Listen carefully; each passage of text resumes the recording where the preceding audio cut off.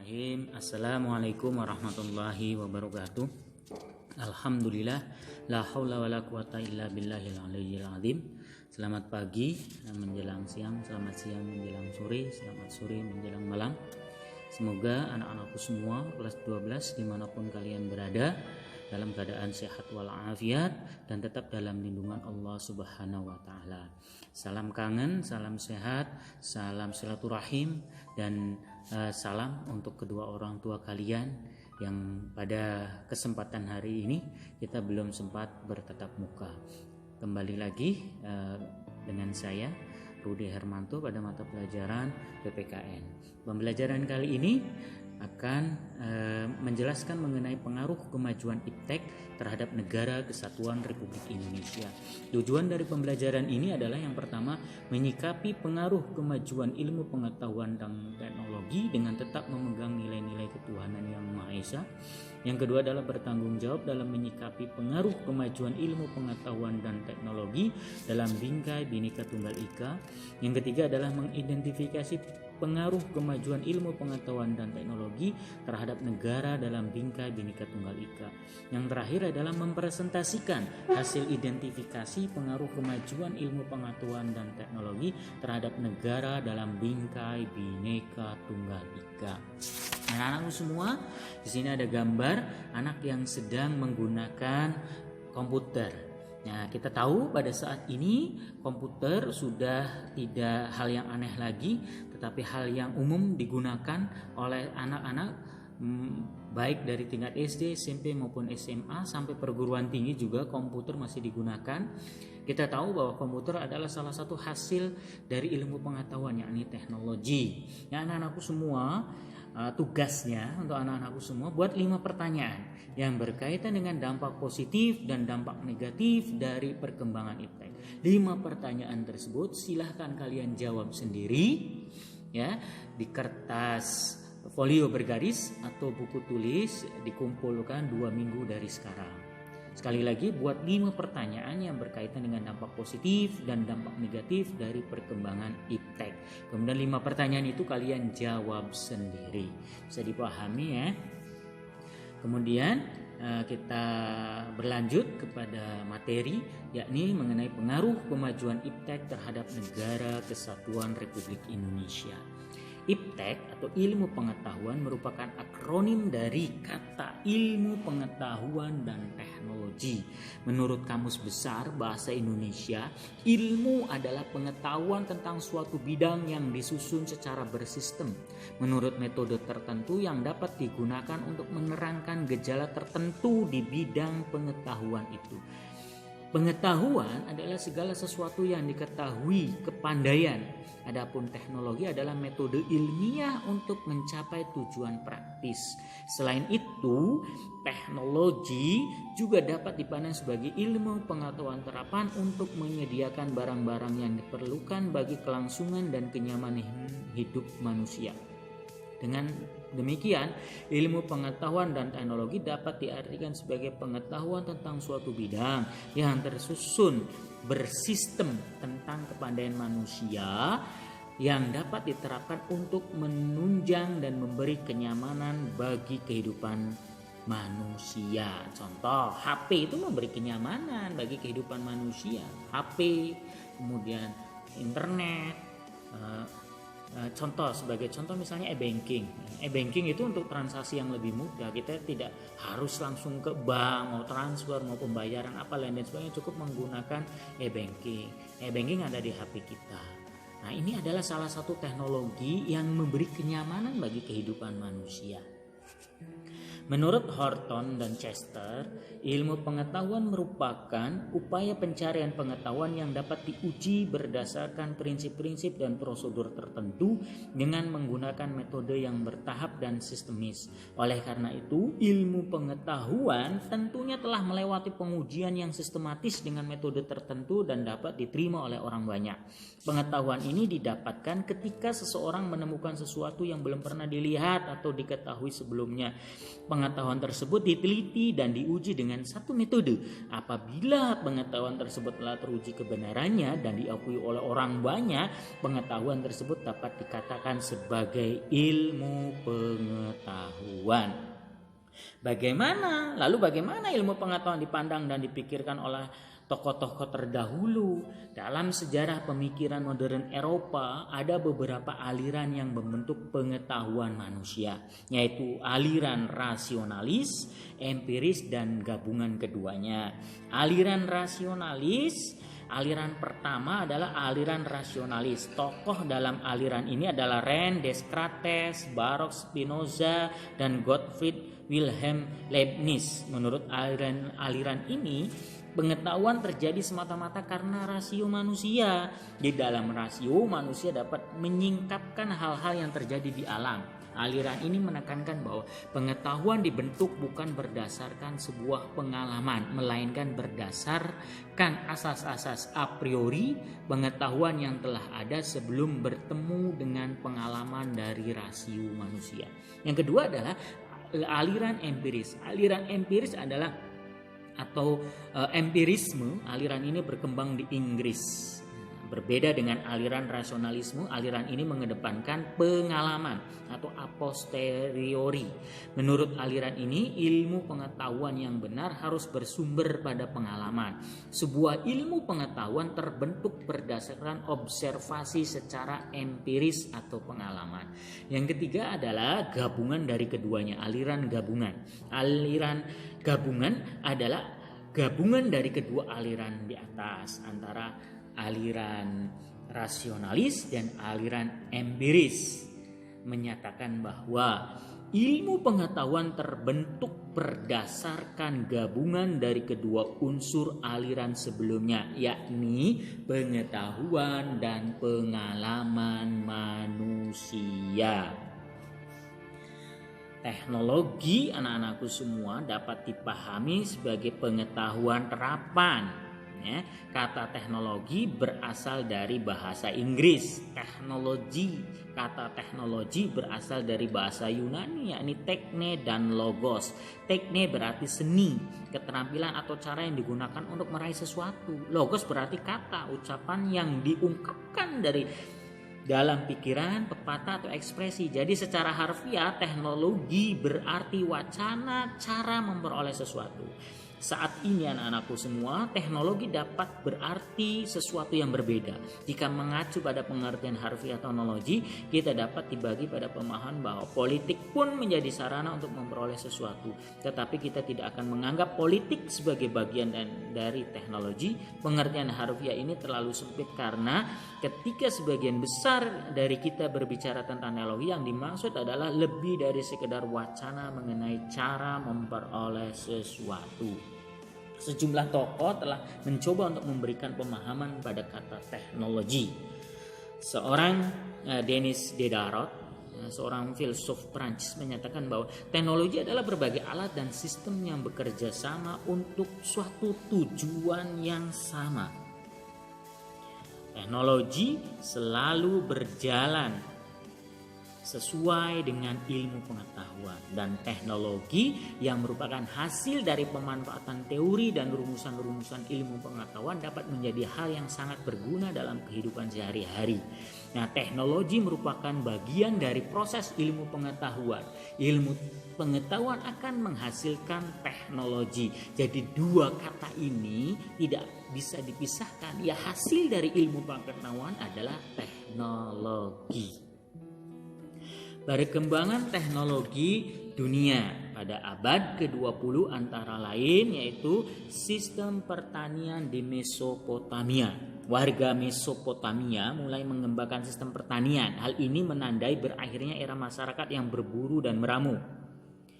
Berkat sistem pertanian, pangan dapat disimpan dalam waktu yang lebih lama dan jumlah yang lebih banyak. Produksi pangan yang membaik menjadi salah satu faktor peningkatan pertumbuhan penduduk. Pertumbuhan penduduk yang semakin besar turut memicu perkembangan teknologi dan budaya. Yang kedua adalah mesin cetak Gutenberg. Penemunya adalah Johannes Gutenberg, mengembangkan mesin cetak sekitar tahun 1940. Berkat mesin ini, Buku dapat diproduksi dalam jumlahnya. Sebelumnya dibutuhkan banyak orang untuk menulis ulang buku. Mesin cetak menjadi salah satu faktor berkembangnya komunitas ilmuwan yang dengan mudah dapat menyebarkan hasil penemuan mereka melalui jurnal ilmiah. Hal ini menjadi salah satu penyebab berkembangnya revolusi ilmu pengetahuan. Selain itu, berkat mesin cetak, berbagai pemikiran dan ide dapat meluas melintasi batas negara. Yang ketiga adalah anak-anakku semua revolusi industri. Revolusi industri merupakan perubahan radikal atau revolusi dalam sistem produksi barang dan jasa dalam bidang industri. Revolusi industri terjadi di Inggris sekitar abad ke-18. Perkembangan teknologi pertanian membuat produksi pertanian dihasilkan dengan jumlah orang atau pekerja yang lebih sedikit. Perkembangan teknologi mesin seperti mesin uap meningkatkan produktivitas pekerja. Perkembangan teknologi transportasi membuat perpindahan orang dan barang menjadi lebih cepat. Selain itu, perkembangan perdagangan dunia membuat hasil produksi dapat dijual ke berbagai tempat. Perkembangan teknologi pada abad ke-20 dan setelahnya, yang pertama adalah transistor. Salah satu inovasi pada abad ke-20 adalah transistor yang melahirkan era digital. Tanpa transistor, ini anak-anak semua, kita semua ini tidak akan memiliki komputer pribadi, pemutar DVD, mesin fax, dan perangkat lain yang tak terhitung jumlahnya. Transistor dikembangkan pada 1947 menggantikan tabung-tabung vakum yang besar. Transistor juga menjadi generasi awal dari semikonduktor yang saat ini tertanam di berbagai peralatan elektronik. Perkembangan selanjutnya adalah pada tahun 1958 diciptakan sirkuit terpadu sekelompok transistor pada sebuah chip silikon tunggal. Penemuan ini membawa dunia menuju abad komputerisasi. Yang kedua adalah serat optik. Salah satu teknologi penting pada abad ke-20 adalah serat optik. Serat optik menjadi pengantar sinyal atau data elektronik yang baik sehingga menjadi sarana telekomunikasi yang handal.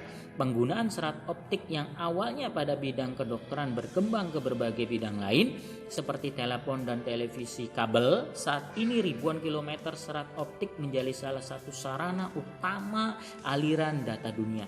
Yang ketiga adalah komputer. Komputer ini dibuat pada tahun 1946.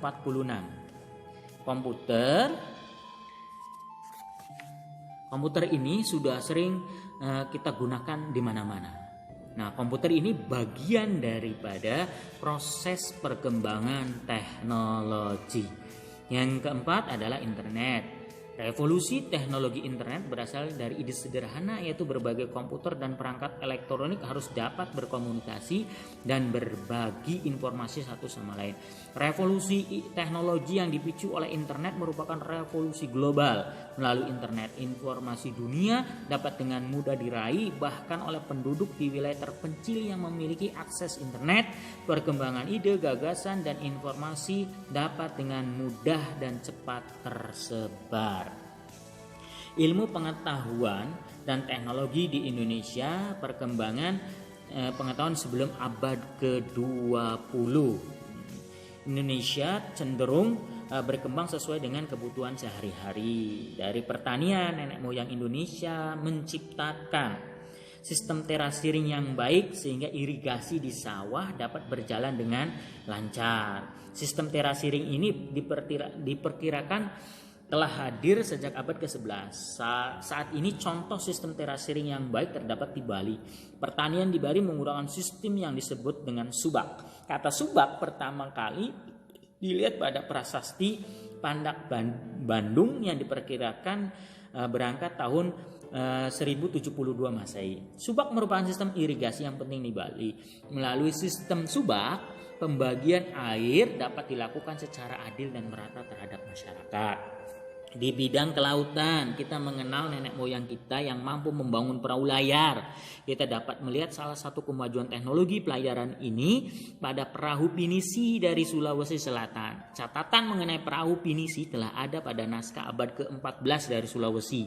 Perahu pinisi dapat berlayar mengarungi lautan luas untuk membuktikan klaim tersebut. Pada tahun 1986 dilakukan pelayaran menggunakan perahu pinisi dari Indonesia hingga ke kota Vancouver di Kanada.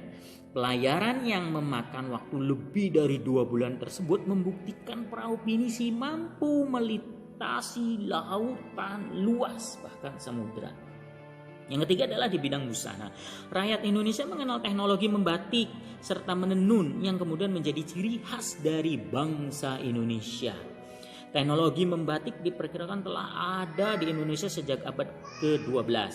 Selain itu, pada bidang arsitektur bangsa Indonesia patut berbangga dengan adanya bangunan rumah adat serta candi-candi yang megah, khususnya Candi Borobudur di Jawa Tengah dan Candi Prambanan di Yogyakarta. Candi Borobudur diperkirakan dibangun pada abad ke-8 dan Candi Prambanan diperkirakan dibangun pada abad ke-9.